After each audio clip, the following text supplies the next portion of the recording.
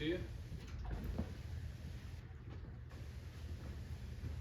Yeah, Cedric, I want to ask the guys behind you at the center position, just from your perspective, what do you focus on teaching them and imparting on them about what it takes to play center in the SEC, play center at Georgia? So are you speaking more specifically to like Gus, Jared, all of those guys? Or? Yeah, the guys Okay. behind you, like Jared and Bobo, the guys behind you on the center. Yes, sir. So I think for me, I think the biggest thing is just making sure that I can help them with their individual skill sets. So it's kind of taking things that, potentially they may not be as good at that I may be better at. And just trying to help them create those things that make sense, because I think there are things that Jared is good at that I'm not good at, and I try to take things from him, and I think there are things that I may be good at that he isn't good at. So I think the biggest thing is being the older guys, trying to help them find the weaknesses that they may have and trying to help them strengthen those so they can become the most complete version of themselves. I think that's the biggest thing. And really just being an open ear for them, hearing some of the grievances and things that they may have or things that they feel like they can get better at, and try to give them all the knowledge that I have, because genuinely, I really do want to see those guys, reach their full potential. When Coach Smart was asked this week about Carson dealing with the noise, and he talked about some of the things he can do, but also emphasized that the players around him can help too. So you as the center, what are some of those things you can do when you get to Saturday as far as helping Carson, helping him get settled and dealing with the noise? So I think the biggest thing is having the one set of eyes. I think that's huge. I think making sure that pre-snap, you have to make sure that all your reads, checks are in place, making sure that you're both identifying what's going on, because the more you do that, the more you can communicate non-verbally, if that makes sense. So if everybody's on the same page, pre-snap, eyes are in the right place, things like that, it's less of verbal communication. So it's just more so making sure that throughout the week, preparing the right way and trying to make sure that you all have one set of eyes. Two questions kind of here. What's the key to a fast start this weekend on the road? And what role does experience play with crowd noise? Because, you and Tatum, for example, have played together a lot. You don't have to talk as much. The verbal communication there might not be as much as it might be with Dylan this weekend. What was the first part of that question again? I'm sorry. The key to a fast start on the road. Gotcha. So I think the key to a fast start definitely starts with practice. I think a good week of practice is essential. I think you have to start off executing there, and then I think going into the game, really just making sure that your preparation doesn't stop. So Thursday, Friday, Saturday even, just making sure that you're taking everything seriously, walkthroughs, whatever it may be, just so that you never know what rep may end up coming up in the game, so that you can go out there and execute. I think that's the biggest thing is execution.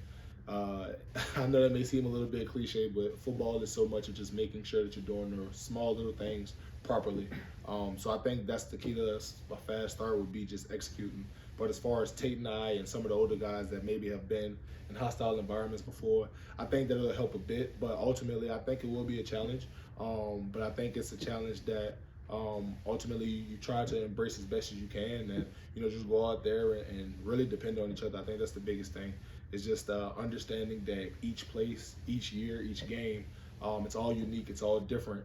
So it's understanding to not be overly confident, if that makes sense, but also having enough confidence to understand that at the end of the day, you're here to do a job, but you're not doing it alone. You have your brothers with you. Your third season as a starter, how much better are you at like identifying the mic, knowing what's coming, and how does that help you do your job on the field? So I would like to believe that I've gotten a lot better with it, but I think the truth of the matter is that no matter how much film you watch, no matter how much you study, eventually there will be something that you haven't seen before. It's just the nature of the beast. Somebody will do something different that you maybe didn't prepare for, you didn't think that they were capable of. And honestly, a lot of times it's about how you react. It's about doing things on the fly, making different substitutions, whatever it may be. Excuse me, that wasn't the right word, but I'm drawing a blank here.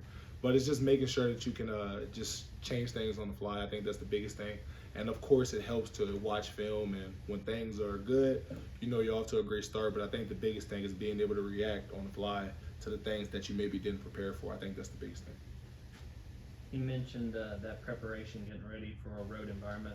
How has the preparation been this week, specifically with the offensive line, you guys getting ready to go out there and to deal with that on Saturday?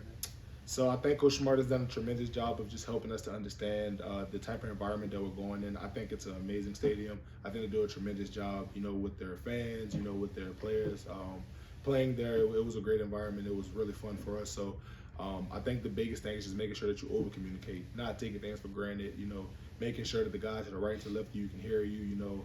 I think that's the biggest thing. Is just over communicating, overdoing it, so that when the game comes, if there is a situation where you do have to over communicate, it's not new. Just wondering, assessing Auburn's defensive front, they're kind of known for big dudes up front, being Yes, getting sir. a lot of action. What's your view of their defense? Will this be as good as you've seen so far this year, front seven?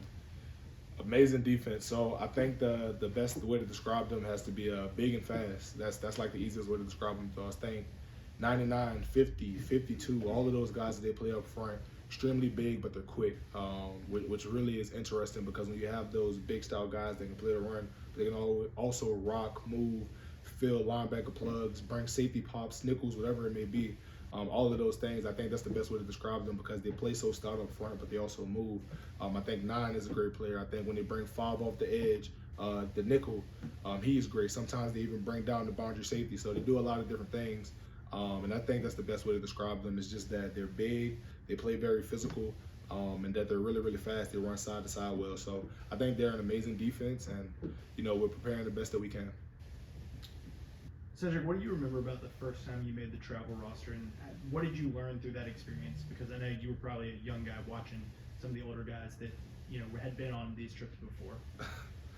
So my first time on the travel roster was COVID year. We went to play Arkansas, and I guess the best way to tell that story would be I just remember Coach Luke putting everybody else but me. And after the game, he kind of just asked me about my experience, and I just tried to hold it together. Oh, it was great, So that's probably the biggest experience I had. But ultimately, I think Coach Luke knew exactly what he was doing. I obviously wasn't ready at that time, but he did an amazing job of making sure that I was at least there to be able to experience it. Couldn't really recognize and be mature enough back then to understand, but as I get older, I definitely understand.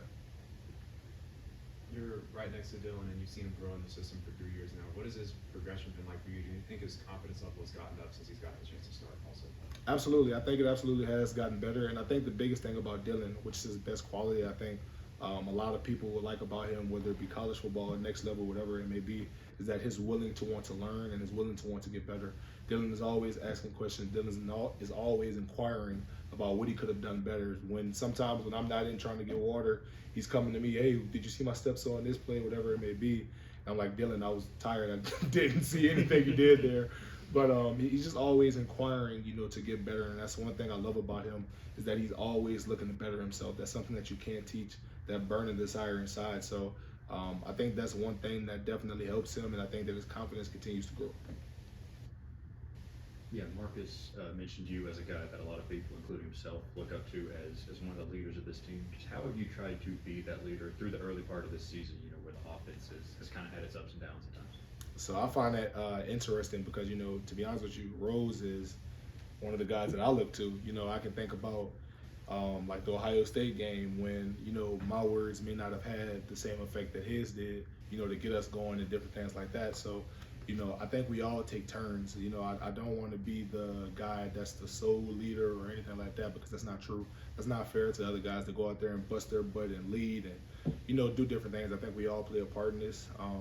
So I think that's the biggest thing. I think just understanding that I do have a role and I do my role to the best of my ability when I have the chance, but also understanding that it's not solely on me. I have a bunch of other guys out there that are leading and doing the right thing as well. Time for 2 more questions. Seeing what Jalen Carter is doing in the league right now, is it a relief for you to not have to face that in practice every week? I mean, I kind of miss it, but just being honest with you, it's really a proud moment for me. And I'm sure he probably knows this, but it's a proud moment for me because that was my, college roommate. That was the guy that was right next door to me. I spent a lot of time with him sharing the same bathroom and, stuff like that. Battle with in practice, got each other better. So to see him doing what he's doing on the next level is absolutely amazing. And to be honest, it's just kind of like a proud brother thing for me. You're majoring in art, right? Yes. Where did your interest in that come from? What do your classes look like, and what kind of, I guess you draw stuff too, right? Whenever I can. Being honest, I think football takes up a lot of my time, whether it be watching film, practice, getting extra work. I think that takes up a lot of time, so I'm not allowed to be as creative as I may want to be, but also that's okay. So I think, honestly, my class schedule is pretty smooth. Like yesterday, I didn't have class because art majors get certain days for research days where we don't have class. So that's pretty cool. But majority of my classes right now are online. It kind of allows me to have more time to spend on football and, you know, still be able to get my work done, which I kind of asked for my senior year. I wanted to have the flexibility to be able to get an extra lift, you know, stretch, recovery, watch film, whatever it may be, but also still be caught up on my classes. So I think that was a big thing for me, and I'm honestly happy that it was able to come to fruition. What was your interest in it? Like, you know, did you grow up doing all that? Yeah, so the story, how I discovered art, so I want to say it was maybe kindergarten, maybe first grade, something along those lines, but came home from school, mom was home, she went to go take a shower from work, finished my homework, and I'm sitting at the dinner table, and we had like these playing cards, but they were like for kids, had a clown on it, and you know, just a kid bored, so I was like, okay, well, I'll just go ahead and draw, you know, the card or whatever, and my dad ends up walking through the door, and like just screaming like, Keon, come here, and like he's showing her like the cards, like this is amazing, like, you know, I didn't know you could do this. And you know, I remember my mother and father ended up getting me tested for talented art around 3rd grade, and then from there I had talented visual art classes for the rest of my life. So Thank you, Cedric. Thanks, Sedrick. God bless y'all. Thank you.